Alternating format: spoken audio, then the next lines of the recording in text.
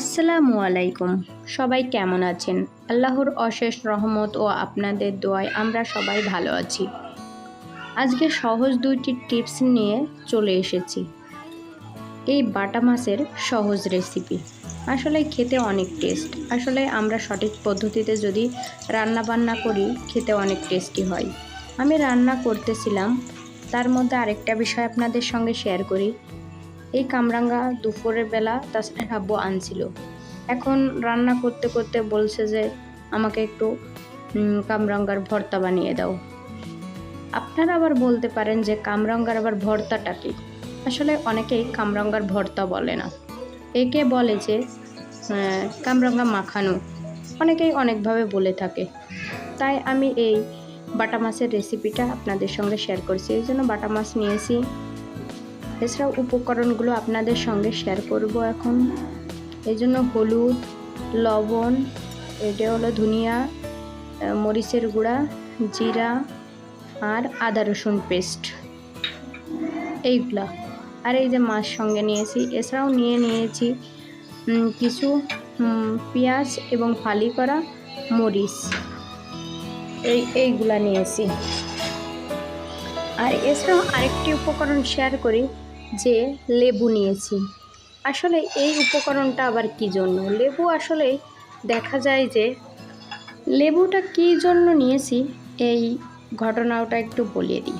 আমি একটা নাটকে দেখেছিলাম যে সব উপকরণের সাথে একটু লেবুর রস মিশিয়ে নেবেন, তাহলে টেস্টটা সুন্দর আসে। তারপরের থেকেই কিন্তু আমি এই রেসিপিটা ফলো করি, কারণ আমি হলুদ, মরিচ প্লাস লবণ দিয়ে একটু লেবুর রস চিপে দেব।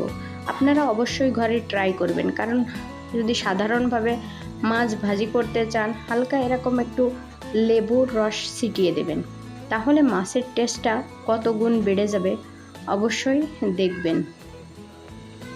কারণ আমি দেশি লেবুটাই বা পাতি লেবুটাই নিয়েছি। টেস্টটা কত সুন্দর আসে অবশ্যই ঘরে একবার হলেও ট্রাই করে দেখবেন।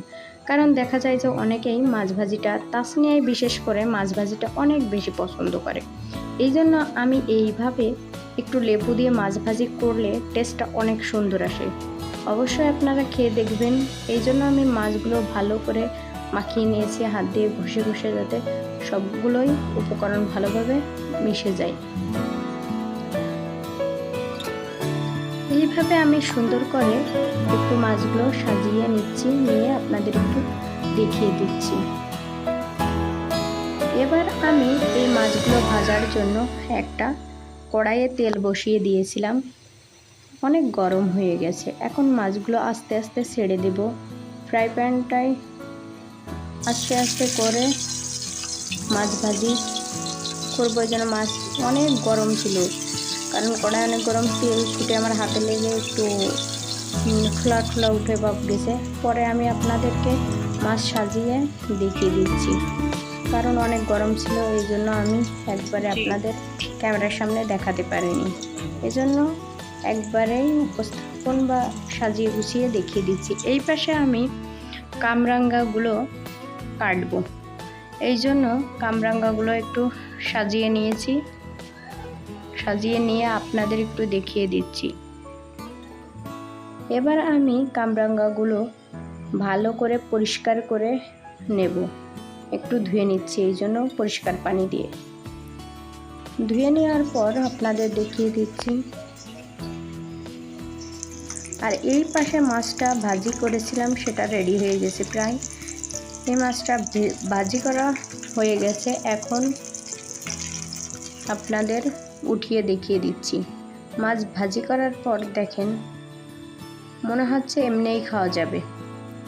আর এই পাশে আমি ভাজি করতে করতে আমি কামরাঙ্গাগুলো কুচি কুচি করে কেটে নিয়েছি। আর এই পাশে আরেকটা কড়াই বসিয়ে দিয়েছি তেল দিয়ে। এবার আমি পেঁয়াজ আর হলো ফালি করা মরিচ ছেড়ে দিয়েছি। এবার একটু একটু নেড়ে দিচ্ছি, আস্তে আস্তে একটু পরপর নেড়ে দেবেন। আসলে সাংসারিক জীবনটা এরকমই, কারণ ক্যামেরায় সব কিছু হয়তো আমি দেখাতে পারি না, কিন্তু যাদের বাচ্চা আছে প্লাস সংসার আছে তাদের অনেক দ্রুত কাজ করতে হয়। এই পাশে আদা রসুন পেস্ট করে রেখেছিলাম, আর হলো লবণ, হলুদ, ধনিয়া গুঁড়া, মরিচ গুঁড়া সব কিছু আমি ঢেলে দেবো আস্তে আস্তে। এই যে আমি আদা রসুনের পেস্টটা প্লাস জিরা বাটার পেস্টটাও দিয়ে দিয়েছি, দিয়ে একটু নাড়াচাড়া করে ভালো করে কষিয়ে নিচ্ছি। আর এর ভিতরে আমি সব কিছু মশলাপাতি দিয়ে একটু কষিয়ে নিয়েছি, সেটা হয়তো স্কিপ হয়ে গেছে। এবার আমি একটু পানি দিয়ে কষিয়ে নিচ্ছি। কষানোর এক পর্যায়ে পানি একটু শুকিয়ে গেলে আমি মাছগুলো দিয়ে নেব। মাছগুলো এক এক করে আমি দিয়ে নিয়েছি, কারণ অনেক পানি ফুটাফুটি করছিল। আস্তে আস্তে মাছগুলো আমি ছেড়ে দিয়েছি, আপনাদের একটু ক্যামেরা দিয়ে ভালো করে দেখিয়ে দিচ্ছি।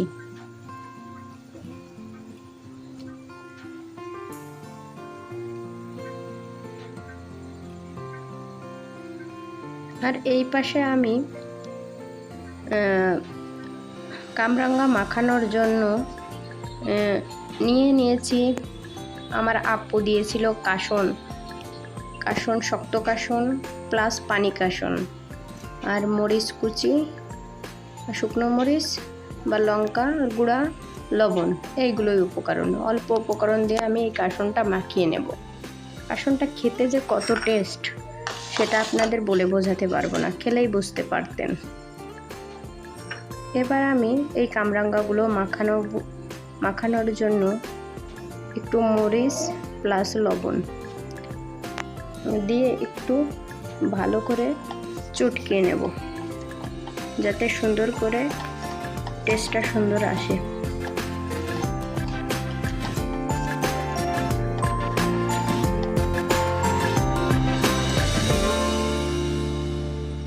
এবার আমি সব উপকরণগুলি একবারে ঢেলে দিচ্ছি।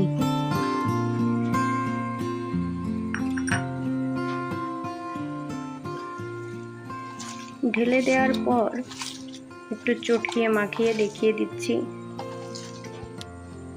অবশ্যই ঘরে একবার হলেও এইভাবে মাখিয়ে খেয়ে দেখবেন কেমন টেস্ট। আসলেই আমরা কম বেশি মাঝে মাঝে এরকম আমও মাখাতে পারেন, অন্যান্য পেয়ারাটাও এরকম করে আমরা মাখাই কিছুদিন পর পর। পেয়ারা এখনও বাসায় রয়েছে, মাখিয়েছিলাম কিছুদিন আগে। সব কিছু ক্যামেরায় বললাম না যে দেওয়া যায় না, তাড়াহুড়া করে অনেক সময় অনেক কিছু রেডি করে ফেলি, দ্রুত খেয়ে ফেলি, কিন্তু সব কিছু ক্যামেরায় উঠাতে পারি না। আমাদের এই ভিডিওটি যদি একটু ভালো লেগে থাকে অবশ্যই একটা লাইক দিতে একদমই ভুলবেন না, এবং সাবস্ক্রাইব করে আমাদের পাশেই থাকবেন, যাতে আপনাদের ভালোবাসা এবং অনুপ্রেরণায় আমরা অনেক দূর পর্যন্ত এগিয়ে যেতে পারি।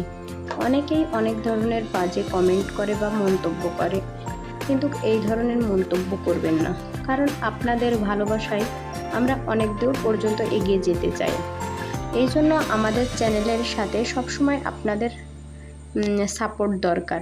সবসময় আপনারা আমাদের সাপোর্ট করবেন, যাতে আমরা অনেক দূর পর্যন্ত এগিয়ে যেতে পারি। এই পাশে আমার মাছটা রান্না শেষ, কারণ সাংসারিক জীবনে সব কিছুর মাঝে এটা করছি, এটাই আমার দিক থেকে অনেকেই অনেকভাবে কমেন্ট করে থাকতে পারে। তবে আমি মনে করি যে সব কিছু করে প্লাস আমি ইউটিউবিং করছি, এটা কোনো খারাপ কাজ নয়, এটা একটা ভালো দিক। কারণ সব কিছু করে আমি সেগুলো শেয়ার করতে পারছি, কারণ আপনারা দেখেন সব কিছুই করছেন, কিন্তু আপনাদের কিছুই রেকর্ডিং থাকছে না। কিন্তু পরবর্তীতে আপনাকে যে প্রজন্ম আসবে সেগুলো বা অন্যান্য যেসব আপু ও ভাইয়ারা দেখে, তারা দেখে অনেক কিছু শিখতে পারবে এবং জানতে পারবে। এই পাশে মাছটা রেডি হয়ে যাওয়ার পর, আর এই যে তাসনিয়ার বাবা, তাসনিয়া অনেক ঝাল পছন্দ করে, টক পছন্দ করে, তারা বাটি ক্লিয়ার করে রেখে গেছে। আর এই পাশে আমি মাছটা রেডি করে রেখেছিলাম, তাই আপনাদের দেখাচ্ছিলাম। এই ফাঁকে তিনারা আবার খাবার খেয়ে রেখে গেছে। সবাই ভালো থাকবেন, সুস্থ থাকবেন, আমাদের জন্য দোয়া করবেন। আল্লাহ হাফেজ।